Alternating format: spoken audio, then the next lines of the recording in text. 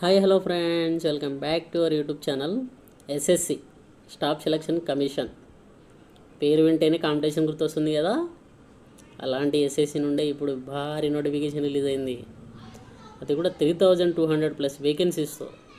ఓకేనా, ఇది సాధారణ ఛాన్స్ కాదండి, ఇది డైరెక్ట్ లైఫ్ చేంజింగ్ అవకాశం. 10th నుంచి degree, inter, ITI, degree, diploma ఎవరైనా కానీ అందరూ ఎలిజిబులే. ఓకేనా, దీంట్లో క్వాలిఫికేషన్ బ్యారియర్ లేదండి, ఛాన్స్ మాత్రమే ఉంది. సెంట్రల్ గవర్నమెంట్ జాబ్ అండి, స్థిరమైన శాలరీ, సెక్యూర్ ఫ్యూచర్. ఓకేనా, దీంట్లో చాలా రకాల వేకెన్సీస్ ఉన్నాయి. MTS assistant, DEO, LDC, scientific assistant, ఇలా చాలా రకాల వేకెన్సీస్ ఉన్నాయి. కానీ దీంట్లో హైలైట్ విషయం ఏంటంటే మీ అప్లికేషన్. దీనికి అప్లికేషన్ చేస్తారు కదా, అది మెయిన్ టాస్క్ అండి. దీంట్లో అప్లికేషన్ కనుక మీరు చేసిరంటే ఆల్మోస్ట్ 40% మీరు సక్సెస్ అయినట్టే. అందుకే నేను స్పెషల్గా దీని గురించి వీడియో చేస్తున్నా. ఇప్పుడు అర్థమైందా? దీంట్లో ఎలా ఉంటుందంటే ఇప్పుడు చాలా రకాల వేకెన్సీస్ ఉంటాయి. దానికి ఆ డీటెయిల్ కొట్టగానే మనకి పోస్ట్ వైజ్ అంటే పోస్ట్ వైజ్ క్వాలిఫికేషన్ సపరేట్గా ఉంటుంది. ఆ క్వాలిఫికేషన్ మనం క్యాచ్ చేయాలి. దానికి మనం ఎలిజిబుల్ ఉన్నామో ఆ దానికి మాత్రమే అప్లై చేయాలి. లేదంటే మీ కళ్ళ ముందే ఛాన్స్ అనేది మిస్ అయిపోతుంది. అర్థమైందా? మీరు ఎగ్జామ్ కూడా అటెండ్ అవుతారు. ఎగ్జామ్ రాసేంత వరకు ఎవడేమన్నాడు. ఎగ్జామ్ రాసి బై మిస్టేక్లో సెలెక్ట్ అయ్యారా, ఖతం. అక్కడ మీరు క్వాలిఫికేషన్ ఏమో డిఫరెంట్, అక్కడికి వెళ్ళాక మీరు అప్లై చేసిన పోస్ట్ డిఫరెంట్, ఖతం. ఏం చేస్తుంది ఇక ఫైనల్గా ఏమైపోతుంది, డైరెక్ట్గా క్యాన్సిల్ అయిపోతుంది. మీకు రిజల్ట్ చేసి అవతల పడేస్తారు. కాబట్టి నేను ఈ వీడియో మీకు చేస్తున్నాను క్లియర్గా. ఎందుకు చేస్తున్నానంటే మీ అప్లికేషన్ అనేది పర్ఫెక్ట్గా చేసుకోవాలి మీరు అనే కాన్సెప్ట్ తోటే చేస్తున్నాను.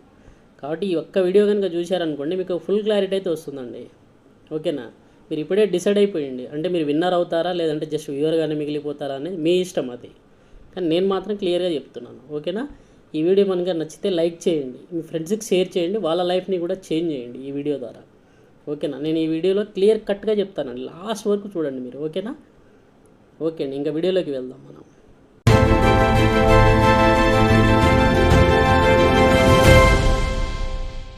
అనేది నిన్న 13th ఏప్రిల్ రోజు రిలీజ్ అయిందండి. ఇది వచ్చేసి ఫేజ్ 14 అంటే సెలక్షన్ పోస్ట్. అన్ని పోస్టుల కంటే ముందు ఈ పోస్ట్ అనేది రిలీజ్ చేస్తారు.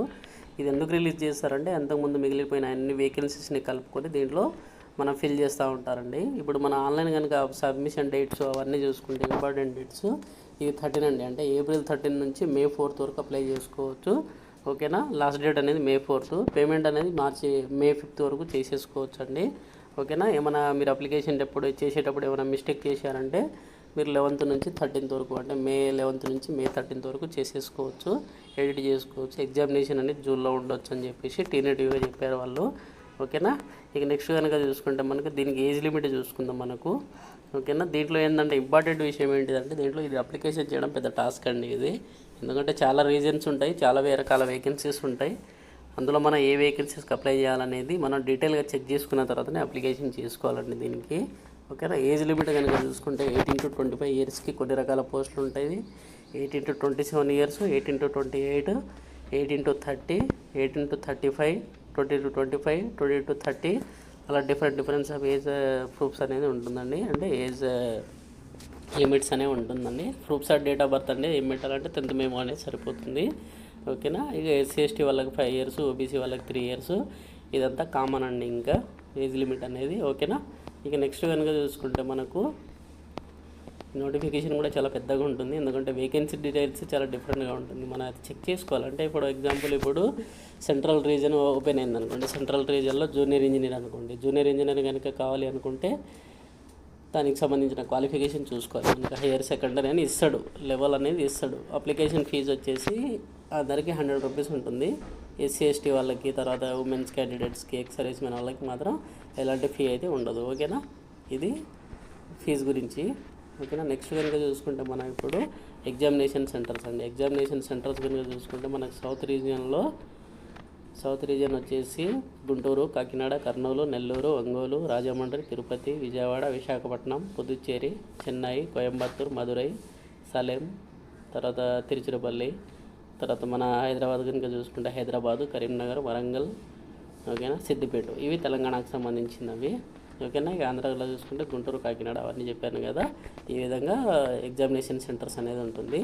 స్కీమ్ ఆఫ్ ఎగ్జామినేషన్స్ అనేది అన్నిటికీ సేమే ఉంటుందండి. అంటే ప్యాటర్న్ అయితే ఒకటే, దాంట్లో వెళ్ళి డెప్త్ క్వశ్చన్స్ అడిగే డెప్త్ విధానం మారుతుంది అంతే.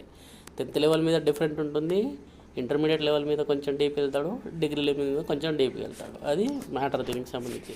ఎగ్జామినేషన్ ప్యాటర్న్ కనుక చూసుకుంటే మనకు general intelligence 25 questions 50 marks, awareness 25 questions 50 marks, quantitative aptitude 25 questions 50 marks, English language 25 questions 50 marks. ఓకేనా. 1 అవర్ అనేది ఎగ్జామినేషన్ అనేది ఉంటుంది. ఇక మిగతా పీడబ్ల్యూడీ వాళ్ళకి వచ్చేసి 80 మినిట్స్ అనేది ఉంటుంది. ఓకేనా.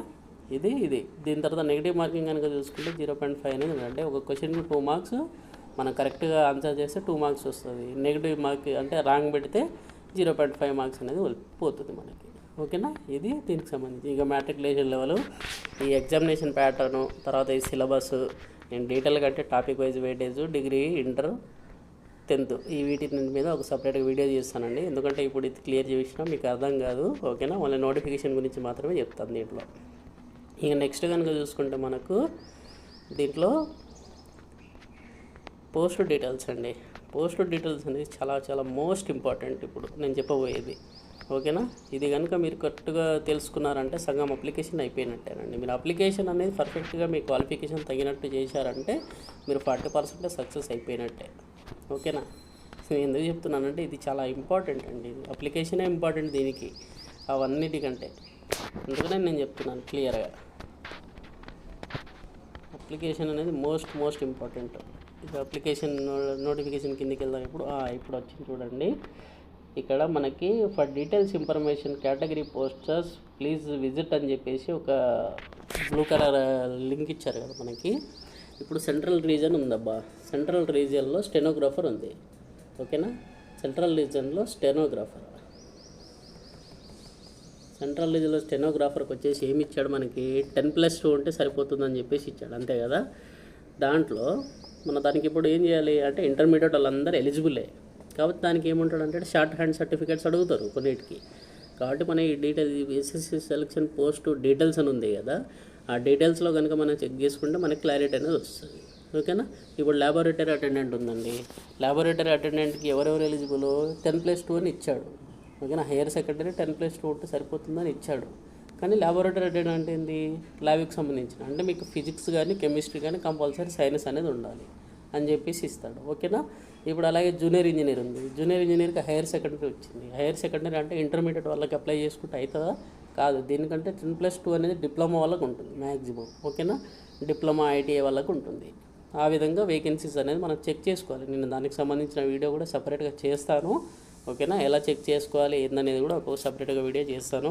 ఇప్పుడు ఇవన్నీ చెప్పాలి అంటే చాలా పెద్ద టైం పడుతుంది మనకి. ఓకేనా. అంటే చాలా రకాల వేకెన్సీస్ ఉంటాయండి, ఒక్కటి కాదు. ఓకేనా. అర్థమైందా.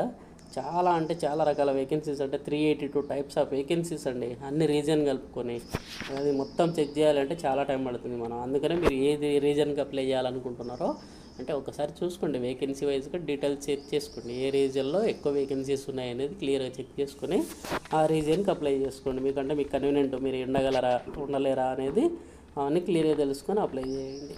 ఓకేనా. ఇది అండి దీనికి సంబంధించి. నేనైతే త్వరలో మేబీ ఈ 2-3 డేస్లో మీకు పోస్ట్ డీటెయిల్స్ ఎలా చెక్ చేయాలి, అలాగే దీనికి సంబంధించిన అవన్నీ నేను మీకు క్లియర్గా ఇస్తాను. ఓకేనా.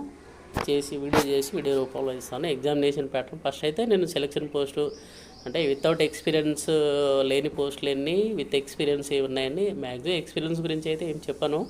వితౌట్ ఎక్స్పీరియన్స్ అంటే ఎక్స్పీరియన్స్ లేని పోస్టులు మాత్రం నేను వీడియో రూపంలో అయితే చేస్తాను 100%. ఓకేనా. తర్వాత మనం దీనికి సంబంధించిన ఎగ్జామినేషన్ ప్యాటర్న్ సెలక్షన్ ఏ విధంగా ఉంటుంది అనేది మనం నెక్స్ట్ వీడియోలో తెలుసుకుందాం. ఓకేనా అండి. ఇది చూడండి, అప్పుడే తొందరపడి అప్లై చేసుకోవద్దు, చాలా టైం ఉంది. అంతా క్లియర్గా తెలుసుకున్న తర్వాత అప్లికేషన్ చేసుకోండి. ఓకేనా.